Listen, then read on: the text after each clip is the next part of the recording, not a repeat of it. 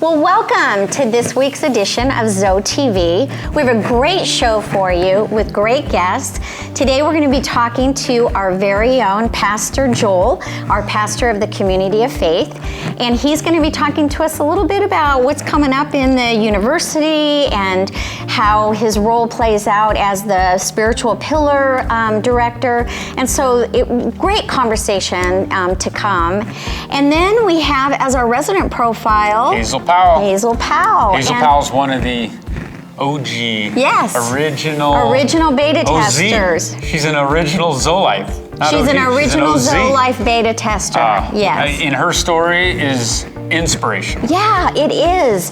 And we're going to talk to her a little bit about what this has meant to her, how it's changed her life. So that's going to be great.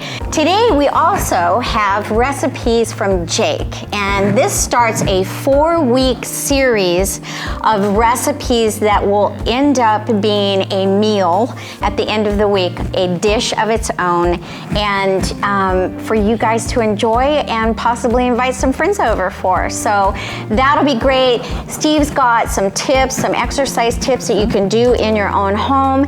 And what else?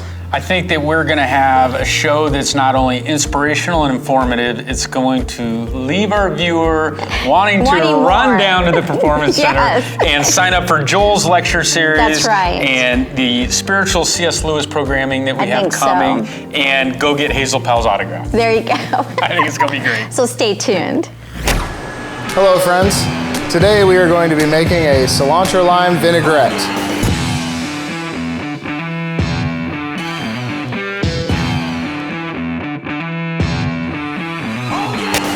So the ingredients we're going to need for today are going to be a nice extra virgin olive oil. We're going to need some nice tart lime juice, freshly squeezed. We're going to use, for this specific dressing, we're going to use a white distilled vinegar. We're going to use some fresh chopped cilantro, some ground mustard, salt and pepper, some fresh peeled garlic, and we're going to balance it all out with some honey. So for the first step of our vinaigrette, we're going to blend our garlic, cloves, and our cilantro. So we're going to add the vinegar to the blender first. We're going to start off slow with some of this garlic, so we're going to only add about 5 or 6 garlic cloves straight to it, and they can be whole because we're going to blend them up. You don't need to waste the time at home sitting here chopping. They just need to be peeled, and we're going to put them straight into the blender. After that, we're going to add some nice pinches of cilantro.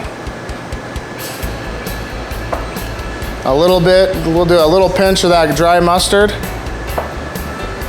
And we're going to add just about a half a cup of this fresh squeezed lime juice. And then we're going to put the top on and blend.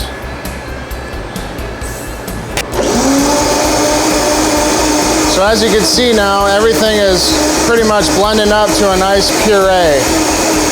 As we get this emulsion prepared nice and smooth, we're going to take the olive oil, and it needs to go in at a nice slow drizzle. It needs to be a nice steady stream as we add it, and you need to add the oil in entirety. The reason that we add the oil at a nice slow pace is so it completely emulsifies to create our vinaigrette.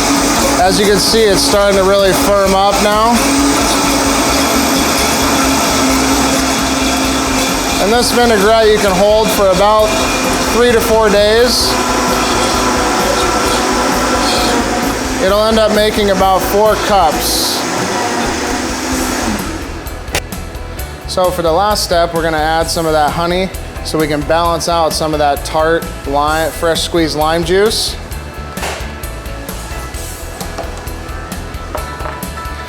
We're going to add a couple pinches of salt and just 1 little pinch of pepper. And then we're going to add a little bit more cilantro just to give it a light, nice speckled coloring.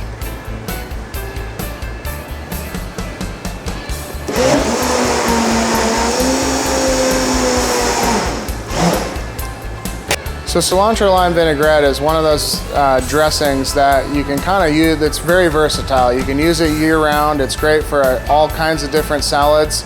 It takes on a lot of different flavor components, but because of the sugar and the acid content, it won't hold that long. Like I said, typically about a 3 to 4 max day. With the fresh chopped cilantro and that fresh squeezed lime juice, it tends to go towards the bad side.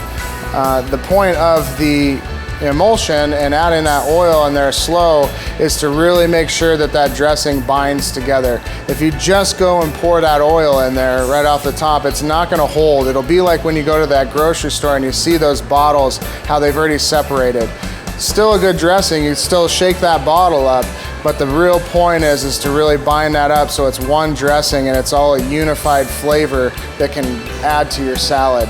That's why it's so important to make these fresh. It's a really great dressing that I use on a majority of things. You can use it on salads, but you can also use it to marinate things. Cilantro lime vinaigrette. Well, today we have our pastor of community faith here on campus, Pastor Joel Eidsness, and we're thrilled to death to be able to talk to him a little bit about the spiritual pillar. He leads the spiritual pillar for us for our independent living here on campus. And we're going to talk to him a little bit about some of the things that are coming up in the university. So welcome, Pastor. Thank you. Absolutely. We're excited to have you. We as we've talked this thing through for what we've been a year and a half on this campus doing and what we were going to do, and the spiritual pillar being our number one, our platform, you've obviously had a big emphasis in our education programs and our university lectures over the last 2 semesters. So I would start with kind of what's been your take on the ability to use this as a platform to teach. A lot of our residents love the fact that they get to see outside of the pulpit and preaching, and they get to hear kind of how your mind works in this setting. So kind of give us some feedback. I think for me, I get to do probably things a little more academic in the university. I also touch a lot of people who don't attend the community of faith, who are on the campus and may go off campus or may not go to church at all. That's right. That's been a wonderful venue for me. I love to teach, and it's been a great opportunity. Very cool. I know a lot of our residents, when they come out of the lectures on Spiritual Pillar, they were like, I love seeing Joel in that capacity, and I feel so empowered and love what this is doing for me, because I get to see him in a different light and I get to learn from him in a different way, and then they go do their workouts and eat better, and that's what this whole concept's about. And along with what you were saying, someone has the opportunity to kind of get to know you through the university that maybe hasn't come out to community of faith, the services on Sunday, and they will feel more comfortable to do that. So that's wonderful. So tell us what the spiritual pillar means to you. You know, I'd say probably a couple of things. I think for me, the spiritual life pillar is I want to see a Christian worldview as the basis of the spiritual life pillar. By a Christian worldview, what I mean is this. Everything begins with God, creation. In the beginning, God. Look at the brokenness around us. That's the fall or sin. It's everywhere. And but a Christian worldview doesn't leave us there. It talks about restoration that's centered in Christ and the cross. And then I think Christians of all people look forward to the grand consummation, that new heaven and new earth, when everything that is now upside down is going to be set right side up. So that's one of my major goals, is to help our people think Christianly, to shape a Christian worldview. White said one other thing, I'd just say, I think for me, the spiritual life pillar is biblically rooted. The scriptures are essential.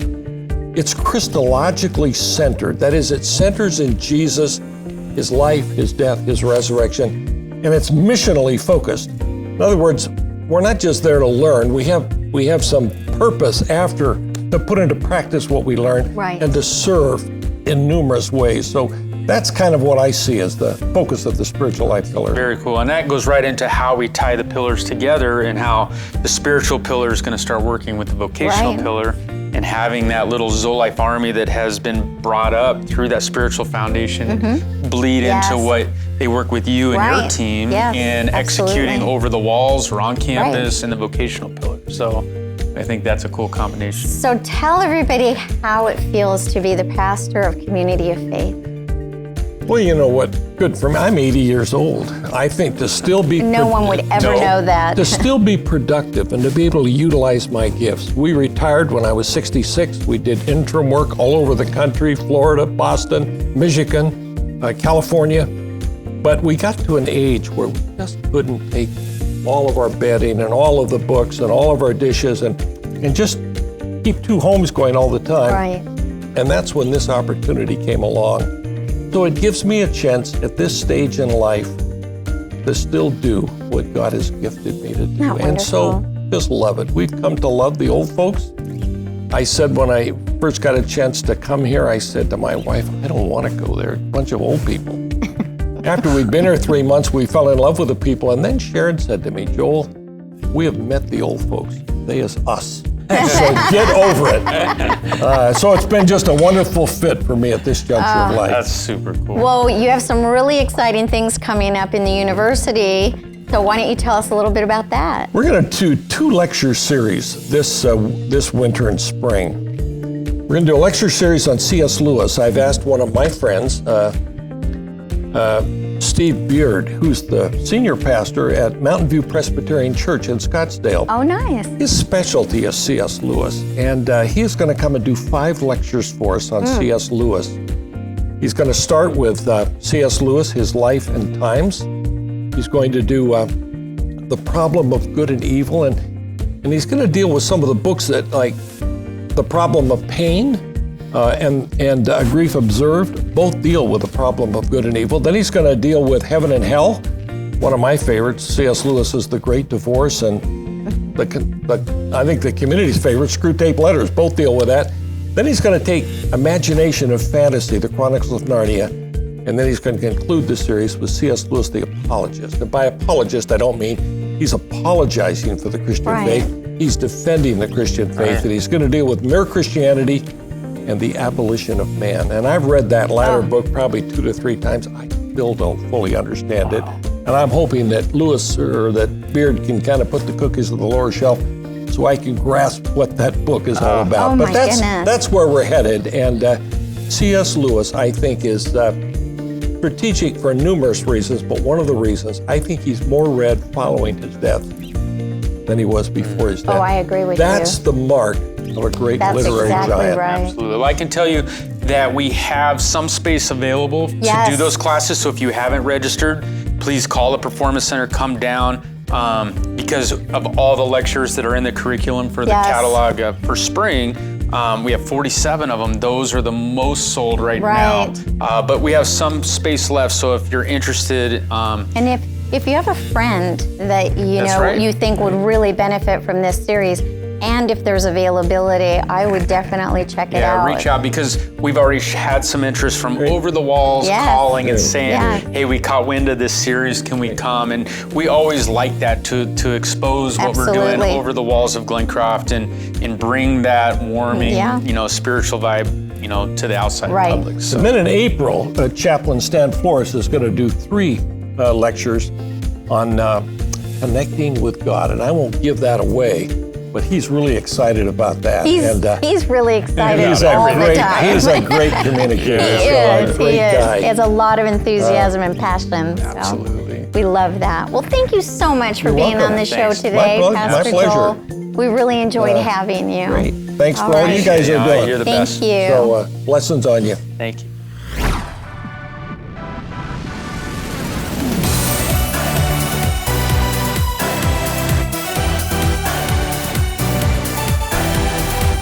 All right, so on today's fitness tip, we're going to show you 2 simple exercises that's going to impact strengthen your low back, strengthen your hip girdle, strengthen your core, and it's easy to do at home. So go ahead and lay back flat for me, Tom.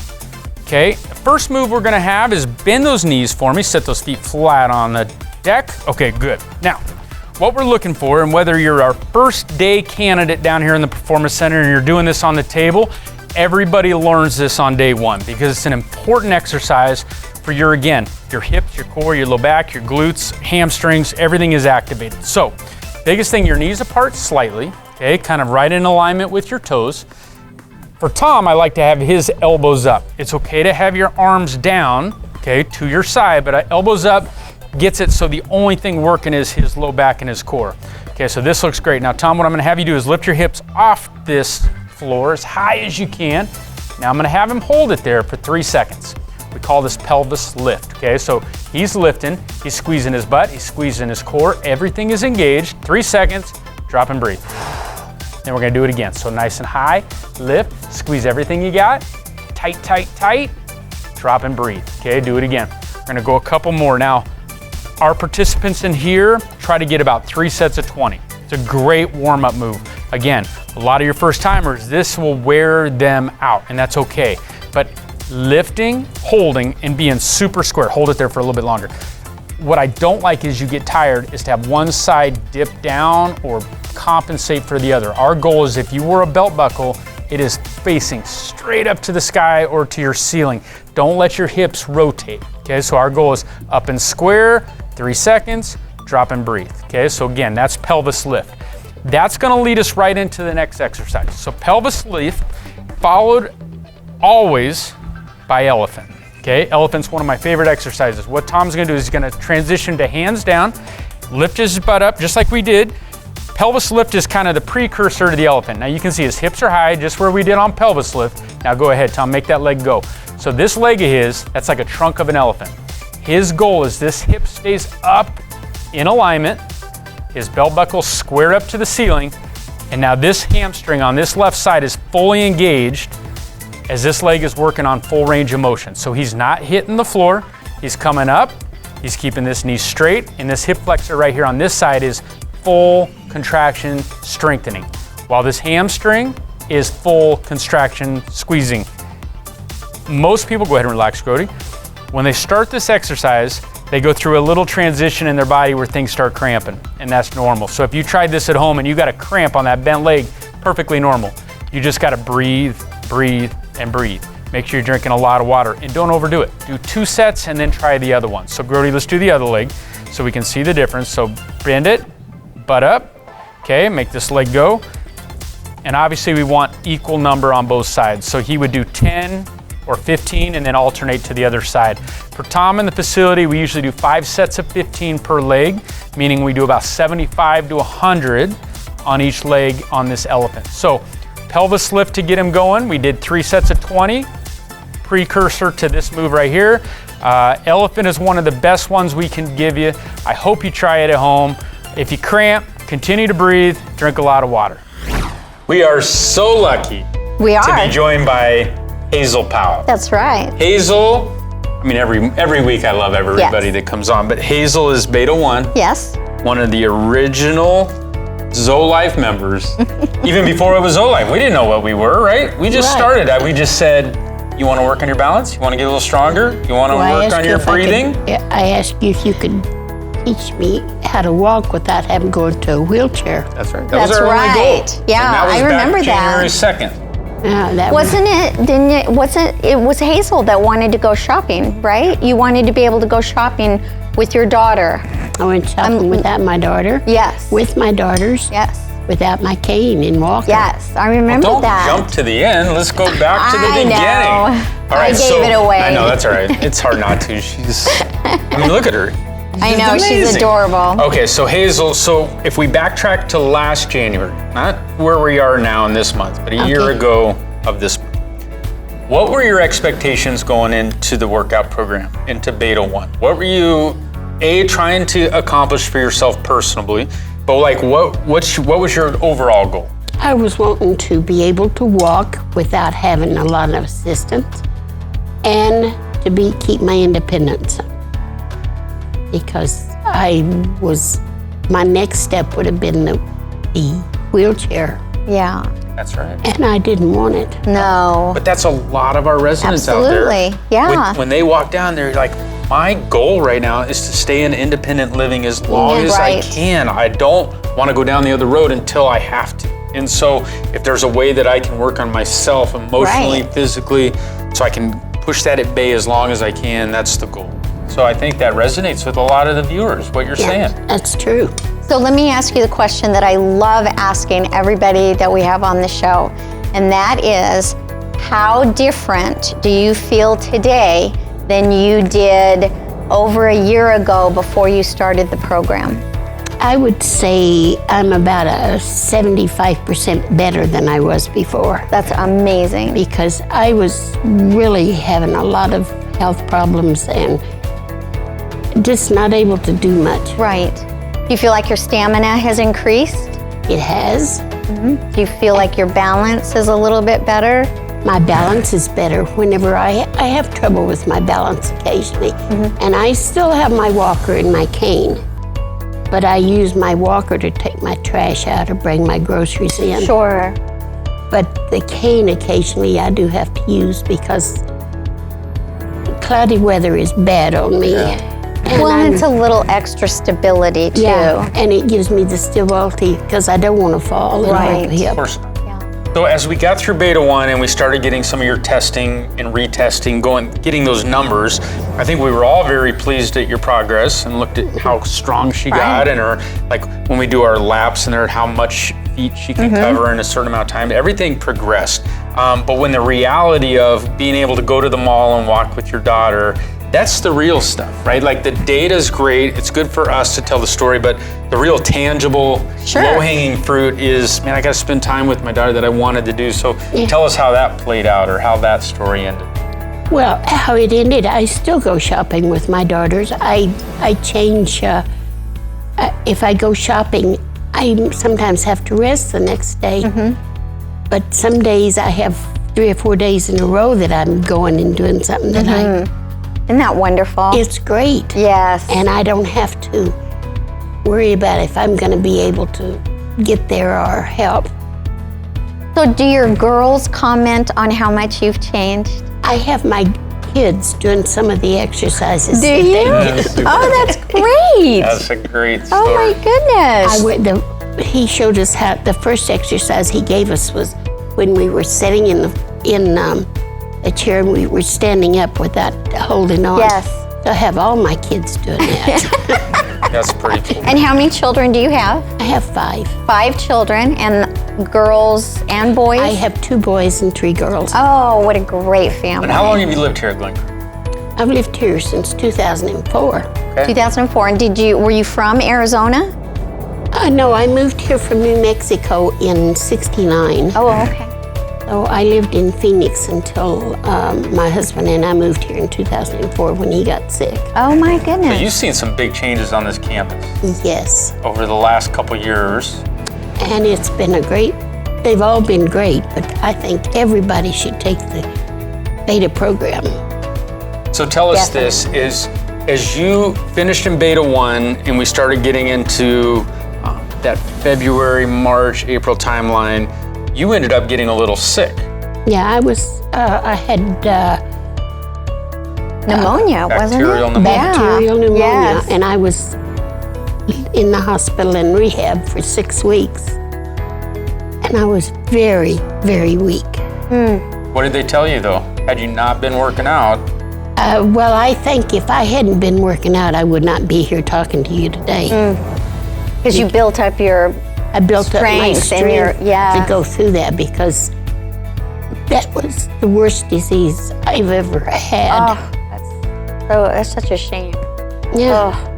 Well, you look wonderful now. Yeah. Yes. And you tell just- them when you you were over, glow. because you spent a lot of time at the Providence place doing your rehab I and was whatnot. over there 3 weeks. So, and you kept telling these guys, I got to be able to go work out. I got to go work out, right? That was like your. When they'd come get me for therapy, I'd say, you know, you need to pick up some of the things that they're doing at the exercise, over at the exercise class.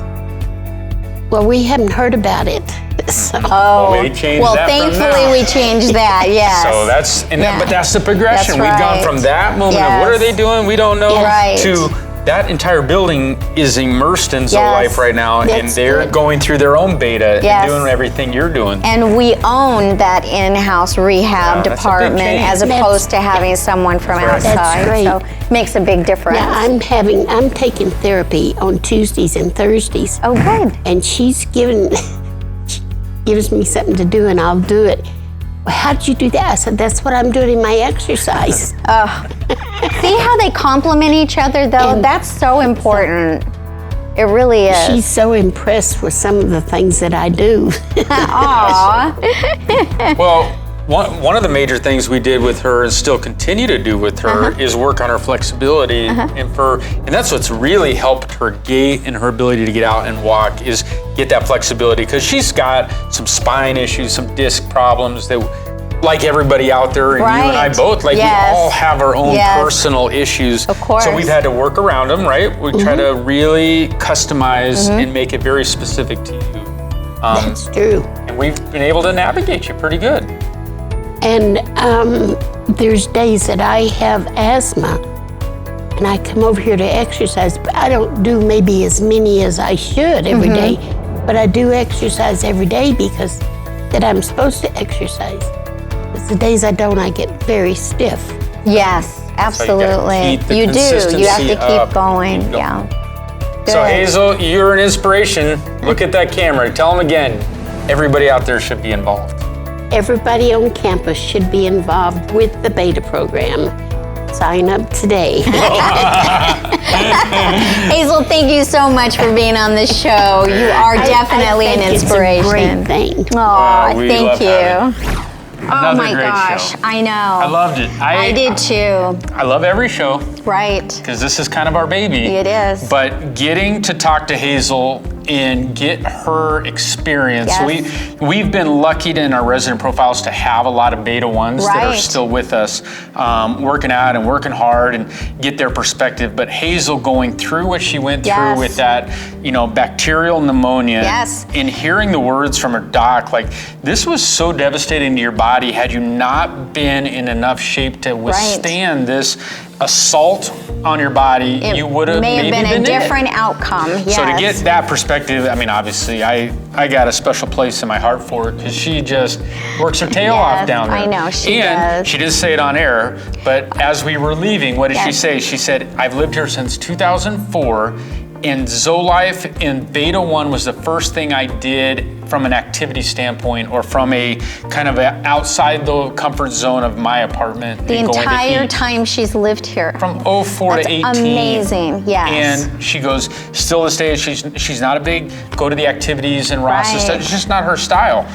But she likes the lectures That's and right. she loves to work out. And I think that just shows that ZoeLife, you can do as much or as little as you want. That's it. And there's a place for you here. Yes. So that's and great what testimony. about Jake's recipe? I mean, this is really creative. I love that we're doing it in layers, Yes. just layers Over the of next the 4 dish. weeks. Because like first week, people just start with that, Yes. and then here comes the second, and then in 4 weeks, You'll it's have going to be a an full amazing plate. thing. And Yes. then Joel, we love Joel. Pastor Joel is so inspirational. He is the perfect person to be the director of the spiritual pillar here on campus. And we so enjoyed talking to him and finding out, listening to his testimony and how important all of this is to him. And So- I always, when I listen to Joel talk, it's like this soothing. Yes, it is. But I love the yin yang with Yes, Stan and the I know. energy, and then you got It's Joel so true. with like this calming fatherly, And they're like perfect together. they're They merged just are. together. And I Yes. think what he touched on, how spiritual and then your vocational pillar will start merging, Merging and together. getting that purpose and direction Yeah. piece out there. Absolutely. Is We're- imperative. I mean, it's not. That's it's right. not for fun. It's an important part of aging successfully, Yes, and a that's part what of the we're all about. program, and we're going to get you guys all set up. So I think everybody's probably going to wonder why I'm in a workout outfit because No. I'm not working out with our employees. They're not gonna today. wonder. I bet they will. No, I've you had a always lot of will. people say, like, why are you wearing that today? It's important to know that we are finally this week starting our Parkinson's immersion I program. know. So he's it been in is the pool. Today is day one. Yes. We started today, and today was our dance class for these lucky 10 people, and we've been practicing over and over our water class. And so we've been in the water, prepping, getting ready, getting rehab, combining with our performance team, Yes. and we've got an amazing immersion program that's starting. I know, we're so excited. If you didn't get in on this first wave, there's going to be more to come. But Absolutely. what we really are trying to create is a true Parkinson's immersion where people would want to come stay and live here to eat the right way, sleep the right way, participate. do life the right Yes. way, instead of, okay, I got to drive to Muhammad Ali Center, I got to go to Barrows, I got to do this, then I go home. You live here. You That's immerse right. in this culture of wellness for Parkinson's or dementia Yes. or whatever we come Yeah. up with. But this week, 2 days, starts a 6-week, fun adventure for Well, these this 10. suits you. I appreciate it. I wish I had Thanks for joining us, everybody.